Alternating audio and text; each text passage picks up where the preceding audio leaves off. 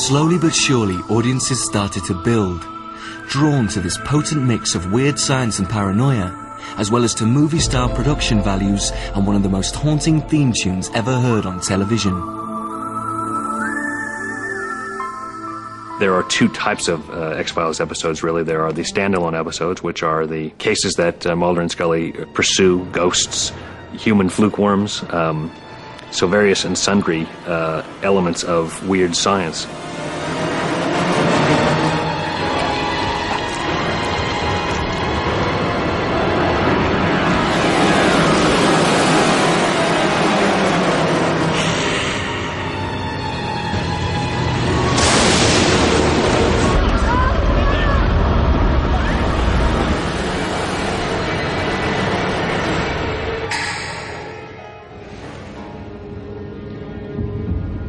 But the mythology has been the sort of backbone, the spine of the show, and it is the government involvement in a conspiracy and a certain secret cabal's involvement in the conspiracy with the extraterrestrials, with the aliens, that has really given the X-Files its kind of body.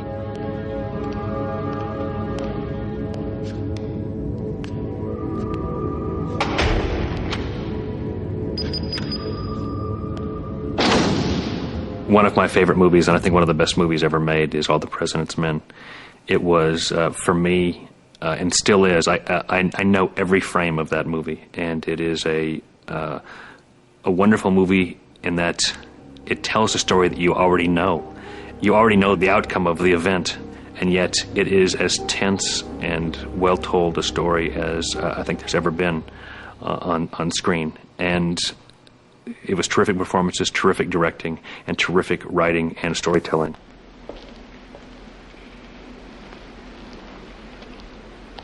Where are you? Stuck. The story is stalled on us. And you thought I'd help? For me, it is still a touchstone. When I think of the conspiracy of the X-Files, when I think of the mythology of the X-Files, All the President's Men is always coming up. It's always popping into my head. Who are you? Who I am is irrelevant.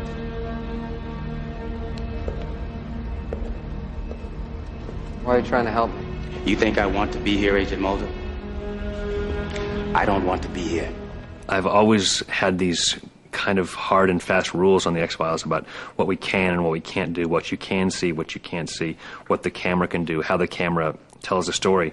What I've found is that ultimately my rules are best followed until they're broken. And they're behind Mulder, so they're all pulling him off like this, and they don't have to be necessarily backwards. They can be forward. I have a rule about panning the camera. We can't pan the camera like a character. We can't pan from something to something else unless there is a reason to move that camera, because I don't want to be watching the story. I want to be telling the story. So using the camera is a very particular approach on the X-Files, because you have to scare people. You've got to create tension and suspense. You've got to be telling someone's story. You have to be in someone's head.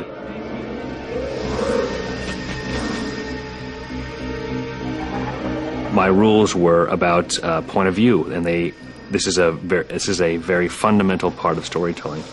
Unless you understand whose story you're telling at any one point in a scene, you are probably putting the camera in the wrong place. So really it was about camera placement. It was about point of view. It was about putting the camera in the right place at the right time, which is ultimately what a director has to do anyway.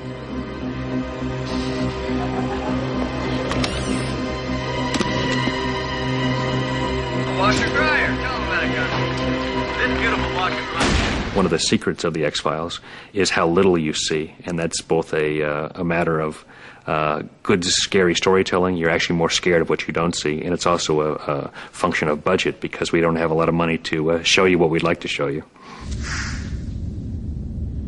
Mulder!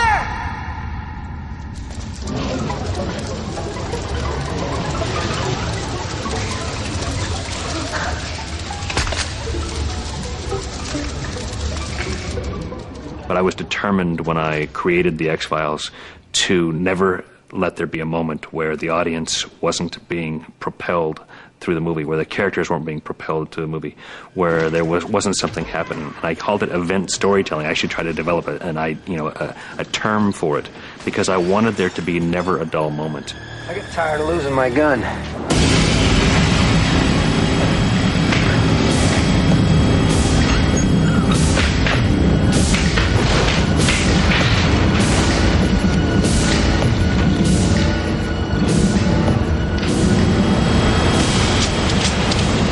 Scully, it's coming. Let it go. I can't. At the heart of this series has been a shift in our view of Mulder and Scully. Mulder, don't get on the train.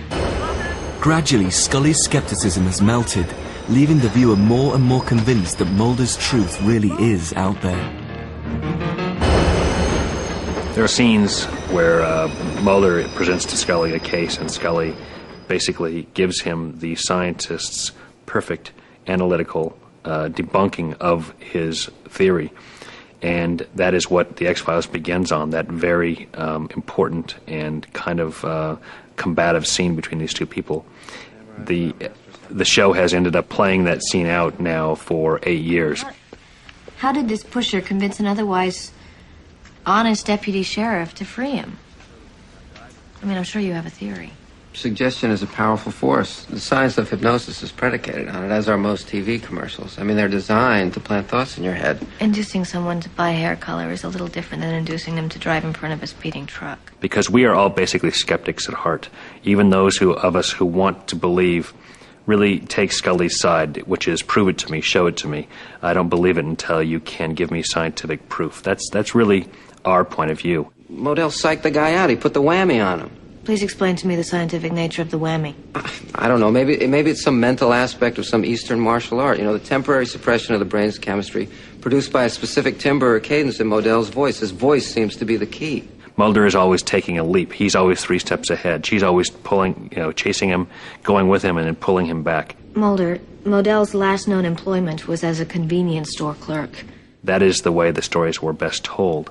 That was as good as it lasted. And then the show began to take on Mulder's point of view in a way, because Mulder is always right. And it is really the exchange of those points of view as storytellers for the writers and the directors and the actors that have created such wonderful variety in the show.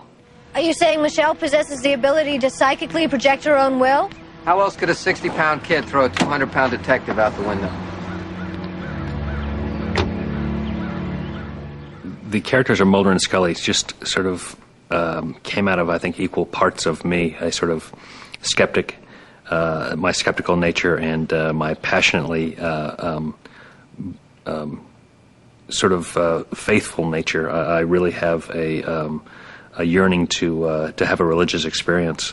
So I think that certainly their personal philosophies are that come from me. Mulder's sense of humor, I think, to the extent that I wrote him in the pilot, comes from me. David Duchovny has added so much more to the character. Gillian Anderson's skeptical nature, her analytic and sort of scientific approach, really comes from me too. Surrounding Mulder and Scully is a shadowy world of deceit and denial, peopled by a cast of equally shadowy characters. The most important amongst them, their long-suffering boss, Walter S. Skinner. Which one of you wrote this? I did, sir. You spelled Federal Bureau of Investigation wrong. There are several important characters on the X-Files. Mitch Pileggi, who plays Assistant Director Skinner, is a very important character and pivotal character in that he divides his loyalties between the characters of Mulder and Scully. He is a person who is a friend to both of these characters, yet his professionalism keeps one foot in the FBI camp. We're trying to reach you. I got the information you needed. Don't even ask. Sir, what you've done... To save Mulder's ass. I know. And if you ever ask me to break policy or protocol, I will have you written up, wrapped up, and tossed out of the FBI for good. Am I understood, Agent Scully? That's something that's been very fun to play with because he'll jump from one side of the line to the other. He's been a very strong, important presence in the show and has provided a real connection to a bureaucracy and a system that give Mulder and Scully the ability to go out and investigate these capers each week. Agent Mulder.